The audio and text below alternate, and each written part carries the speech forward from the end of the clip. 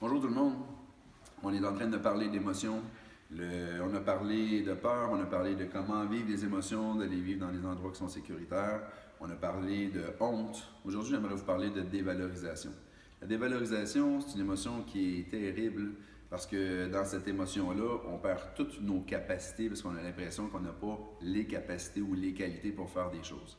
Donc, comme je vous disais, la plupart du temps, ces dévalorisations-là sont toujours en lien avec des perceptions qui sont fictives, mais surtout associées à des mémoires du passé, des expériences qu'on a vécues, qui nous ont laissé cette imprégnation-là, mais malheureusement, on les garde souvent le restant de nos jours parce qu'on ne le réajuste pas.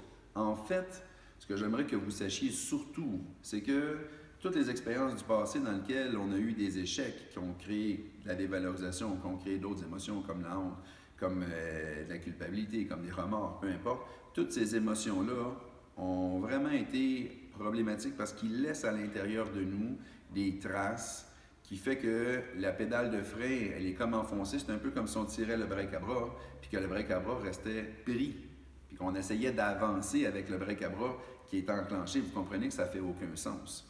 Donc, ce qui se produit, c'est que j'ai créé un environnement pour être capable de nous libérer de ça.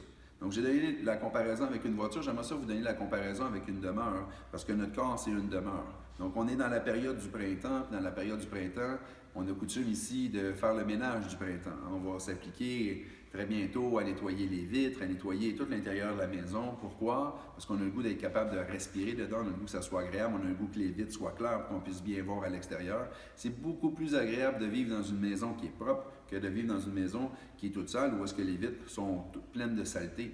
C'est la même chose à l'intérieur de nous. Que ce soit des dévalorisations qu'on a perçues avec le temps, que ce soit de la honte, de la culpabilité, des remords, comme je vous dis, du doute, peu importe, toutes ces émotions-là font qu'on n'est pas capable de bien habiter notre maison, qu'elle n'est pas agréable. C'est là où finalement on a de la misère à atteindre notre bonheur. Ce que je vous propose, c'est un environnement où est-ce qu'on fait un grand ménage.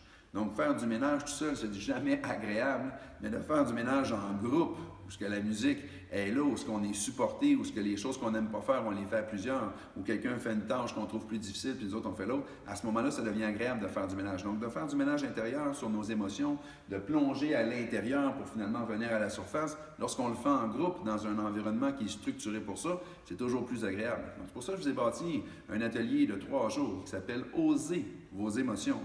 Donc, c'est un atelier qui va avoir lieu la première fin de semaine de mai. Ça va avoir toutes les correspondances dans une formule tout inclus, pour que vous n'ayez pas à mettre des efforts sur des choses qui sont inutiles. On met tous vos efforts, vous allez les mettre sur votre ménage à vous, vous allez être supporté pour le faire.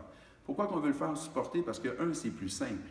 Parce que quand on vit une émotion qui est très lourde, l'avantage d'être capable de le partager avec un groupe qui nous supporte. Donc, juste pour vous donner un exemple, quand une personne vit un deuil important, supposons qu'une personne proche est morte, qu'est-ce qu'on va faire comme coutume? On va aller voir la personne, on va lui offrir nos sympathies. Ce qu'on veut dire quand on fait ça, c'est ta très grande souffrance qui est insupportable probablement à vivre, j'en prends une partie pour t'en libérer. Donc, c'est pour ça qu'on se met en groupe pour dire, regarde, on en prend une partie, on va se partager cette réalité-là pour que ça soit plus facile pour toi de la vivre. C'est ça, de faire du ménage émotionnel en groupe. Donc, je vous invite vraiment à venir faire ce grand ménage émotionnel-là pour que vous puissiez avoir une maison, avoir une demeure qui est très éclairée, qui est allégée, qui est agréable à vivre pour finalement atteindre ce qu'on recherche tous, le bonheur. Donc, je vous y attends.